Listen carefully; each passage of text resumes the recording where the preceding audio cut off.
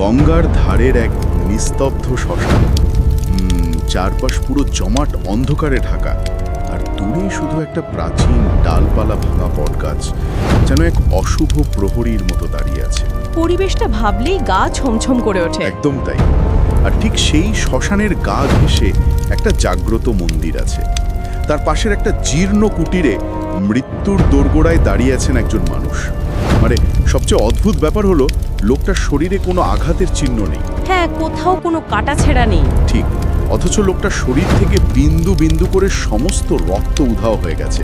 চামড়া পুরো ফ্যাকাশে, চোখের দৃষ্টি শূন্য, যেন কোনো একটা অদৃশ্য শোষক তার জীবনী শক্তি বা অস্তিত্বের শেষ বিন্দুটুকুও শুষে নিচ্ছে। এটা কিন্তু একটা ভয়ঙ্কর কনসেপ্ট, বিনা রক্তপাতে শরীরকে ভেতর থেকে শুকিয়ে ফেলা। হ্যাঁ, আধুনিক যুগে আমরা হয়তো একে মানসিক অবসাদ বা ওই প্যারাসাইটিক ড্রেন বলি, কিন্তু তন্ত্রের ভাষায় এর নাম অন্য।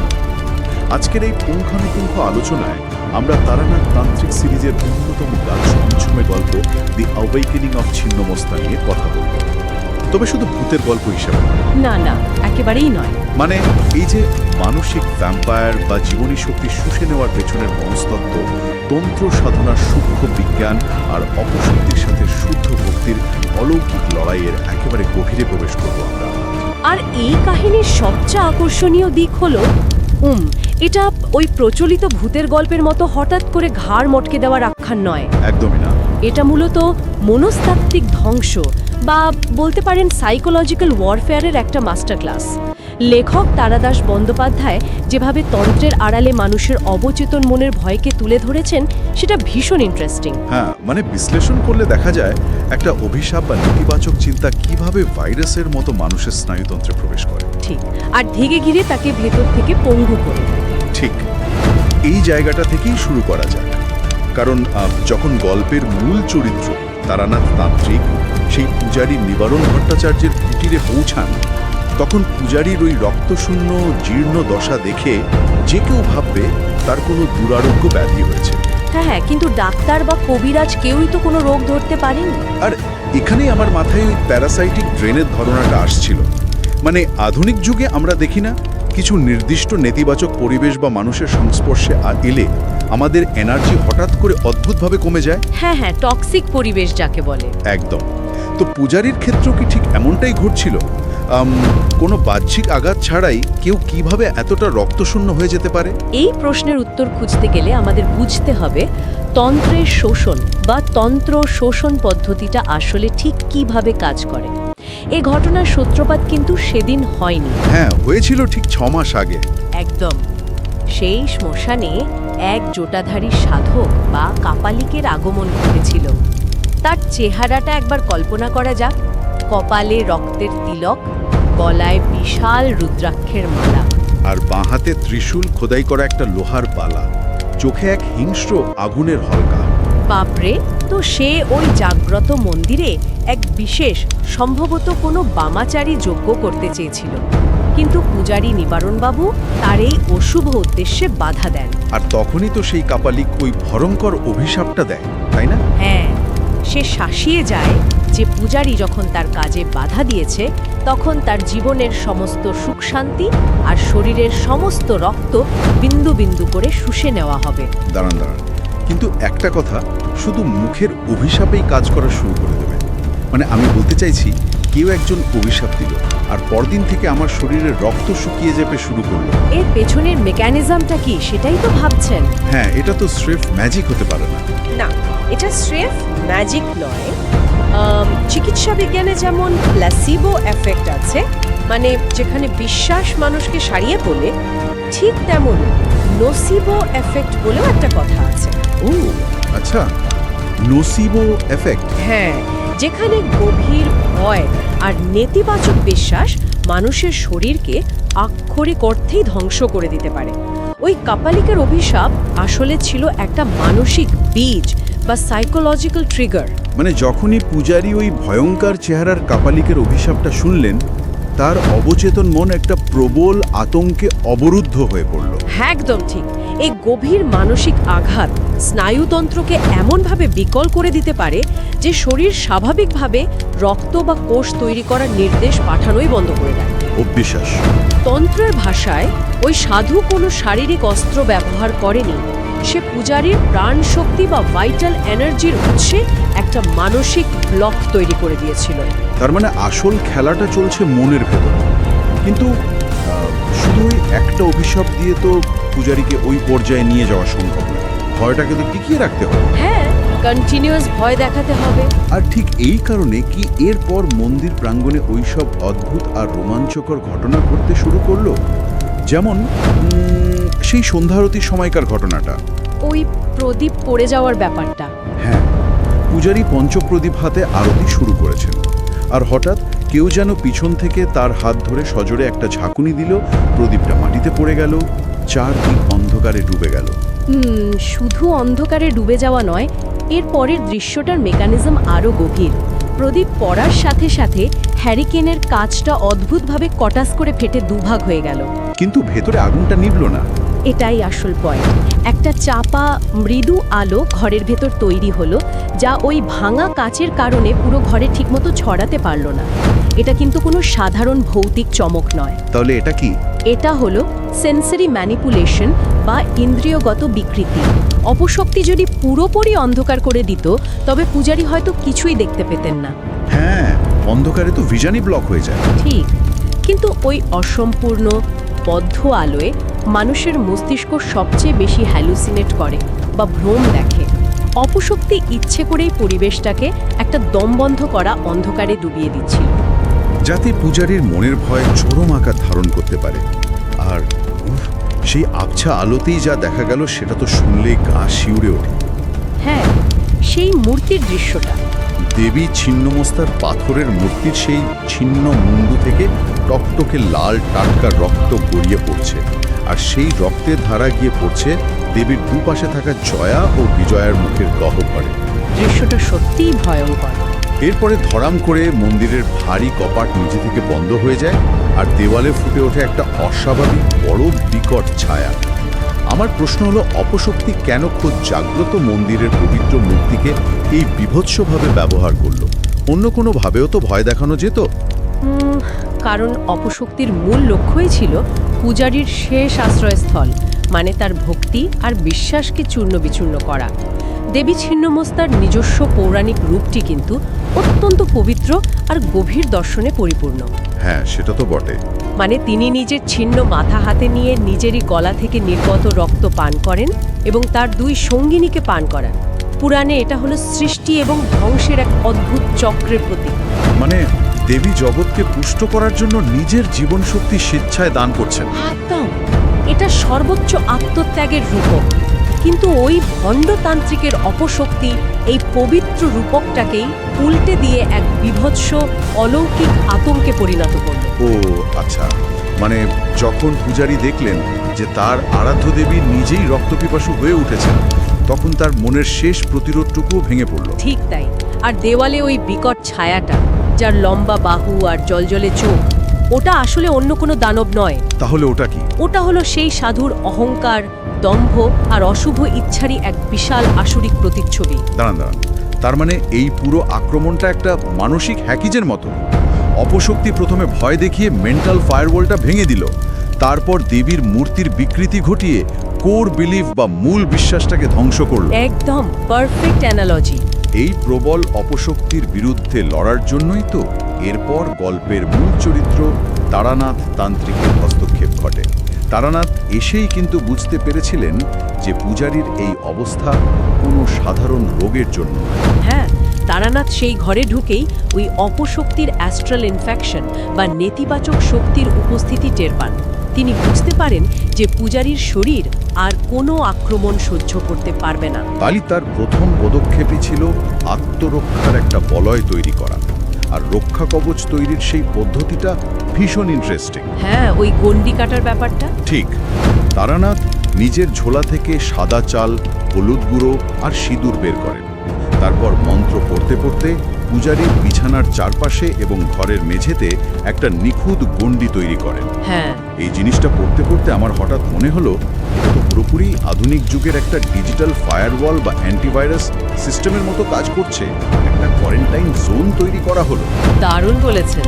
মানে ক্ষতিকর ম্যালওয়্যার যেমন ফায়ারওয়াল ভেদ করে মূল সিস্টেমে ঢুকতে পারে না, ঠিক তেমনি ওই গণ্ডির বাইরে সেই অপশক্তি আটকে যেতে বাধ্য। এই অ্যান্টিভাইরাস ফায়ারওয়ালের উপমাটা অত্যন্ত নিখুঁত। তন্ত্রে একে বলা হয় বন্ধন। চাল, হলুদ আর সিঁদুর, এই তিনটি উপাদান তন্ত্রে অত্যন্ত শক্তিশালী, কারণ এরা নির্দিষ্ট কম্পন বা ভাইব্রেশন ধরে রাখতে পারে। ভাইব্রেশন ধরে রাখে? হ্যাঁ, তারানাথের মন্ত্র সেই উপাদানগুলোকে এমন একটা এনার্জি ফিল্ডে পরিণত করেছিল যা কোনো নেতিবাচক ফ্রিকোয়েন্সিকে ভেতরে ঢুকতে দেয় না।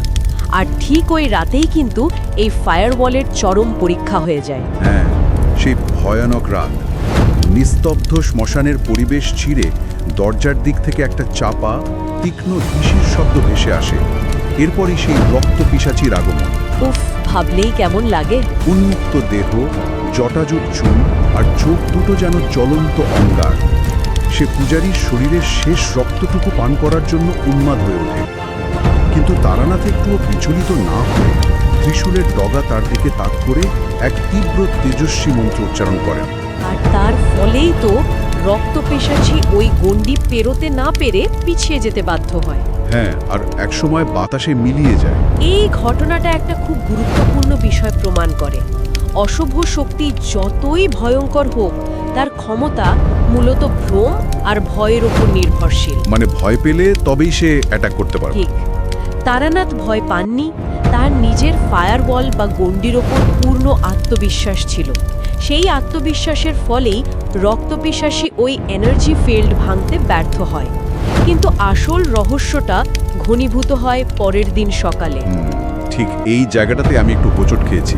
পরের দিন সকালে তারা যখন মন্দিরে যায় তখন দেখে ভারী দরজাগুলো ভেতর থেকে বন্ধ। হ্যাঁ, গ্রামের লোকজন লাঠি দিয়ে ধাক্কা দিয়ে বা তারানাথ মন্ত্র পড়েও সেই দরজা খুলতে পারলেন না। দরজাটা যেন ভেতরের কোনো অদৃশ্য শক্তিতে আটকে আছে। আমার প্রশ্ন হলো, অশুভ শক্তি কেন সবসময় ভেতর থেকে দরজা আটকে দেয়? ও তো বাইরে থেকে আক্রমণ করছিল। এটা খুব সুন্দর একটা পয়েন্ট তুলেছেন। এটা কি তবে মানুষের মনের ভেতরের কোনো অবরুদ্ধ অবস্থার প্রতীক? এটা অত্যন্ত গভীর একটা পয়েন্ট। যখন কোনো অশুভ শক্তি বা তীব্র অবসাদ মানুষকে গ্রাস করে, তখন আক্রমণটা শুধু বাইরে সীমাবদ্ধ থাকে না, সেটা সিস্টেমের ভেতরে ঢুকে যায়। মানে ইন্টারনাল ড্যামেজ শুরু করে। একদম। এটাকে মনের অবরুদ্ধ অবস্থার প্রতীক হিসেবেই দেখতে হবে। খেয়াল করে দেখুন, মানুষ যখন তীব্র ডিপ্রেশনে ভোগে, তখন সে নিজেকে ভেতর থেকেই গুটিয়ে নেয়। হ্যাঁ, বাইরের জগৎ থেকে নিজেকে আইসোলেট করে ফেলে। ঠিক।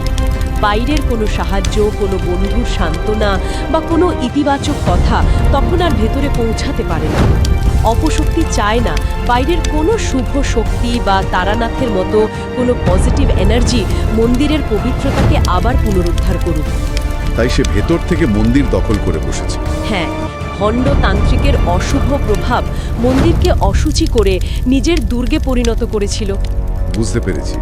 তার মানে শুধু গণ্ডি টেনে বা ফায়ারবল বসিয়ে ওই সাইবার অ্যাটাক আটকানো যাবে না। এবার ম্যালওয়্যারটাকে একেবারে রুট থেকে ডিলিট করতে হবে। একদম তাই। আর এটাই হলো গল্পের ক্লাইম্যাক্স। অপশক্তিকে একেবারে নির্মূল করার জন্য যে চূড়ান্ত মহাযুদ্ধের প্রস্তুতি নেওয়া হলো। তারানাথ বুঝতে পারলেন যে এবার শুধু আত্মরক্ষা নয়, পাল্টা আক্রমণ করতে হবে। হ্যাঁ, কিন্তু আমি ভেবেছিলাম তিনি হয়তো আরো ভয়ঙ্কর কোনো তন্ত্রমন্ত্র ব্যবহার করবেন। আর এখানেই তারানাথের বুদ্ধিমত্তা আর তন্ত্রের আসল দর্শনের প্রকাশ ঘটে। পাল্টা আক্রমণের প্রধান অস্ত্র হিসেবে তিনি কোনো ডার্ক ম্যাজিক ব্যবহার করলেন না, তিনি ব্যবহার করলেন শুদ্ধ ভক্তি। শুদ্ধ ভক্তি। হ্যাঁ, তিনি জানতে পারলেন যে পূজারী তার কুলগুরুর কাছ থেকে একটা শক্তি মন্ত্র পেয়েছিলেন, কিন্তু ওই অপশক্তির ভয়ে তিনি সেটা জপ করা বন্ধ করে দিয়েছিলেন। তারানাথ সঙ্গে সঙ্গে নির্দেশ দিলেন যে পূজারীকে ওই মন্ত্র 10,000 বার জপ করতে হবে। এই 10,000 বার জপ করার বিষয়টা কি একটা কগনিটিভ রিপ্রোগ্রামিং এর মতো? মানে যে মনটা ভয়ে পুরোপুরি পঙ্গু হয়ে গেছিল, একটা মন্ত্র বারবার আওড়ানোর মাধ্যমে সেই মনটাকে আবার আত্মবিশ্বাসের পথে ফিরিয়ে আনা হচ্ছে। দারুণ বলেছেন, ঠিক তাই। মন্দিরের দরজায় চন্দন আর সিঁদুর দিয়ে একটা ত্রিশূলেকে পূজারী ধ্যানে বসে গেল। আর জপ শেষ হওয়ার পর গভীর ঘুমের মধ্যে তিনি তার গুরুর দর্শন পান। গুরু তাকে স্বপ্নে একটাই কথা বলেন, ভোগ নয়, শুদ্ধ ভক্তি মূল। হ্যাঁ, তন্ত্রের দুটো মূল ধারা আছে, বামাচার আর দক্ষিণাচার। বামাচার বা ওই কাপালিকের পথ হলো ভোগের পথ, প্রকৃতির শক্তিকে নিজের স্বার্থে নিজের ক্ষমতা বাড়ানোর জন্য ব্যবহার করা, এটা হলো অহংকার। আর দক্ষিণাচার? অন্যদিকে পূজারী এবং তারানাথের পথ হলো ভক্তি বা আত্মনিবেদনের পথ। গুরুর ওই একটা বাক্য আসলে পূজারীর ভেতরের সেই পজিটিভ এনার্জিকে আনলক করে দেয়। মানে গুরু বুঝিয়ে দেন যে আসল শক্তি অন্যের ক্ষতি করা বা শোষণ করার মধ্যে নেই। একদমই না, আসল শক্তি আছে নির্মোহ ভক্তি আর সত্যের পথে অবিচল থাকার মধ্যে। আর পূজারীর মন যখন শক্ত হলো, তখন তারানাথ আসল ফিজিক্যাল অ্যাটাকে গেলেন।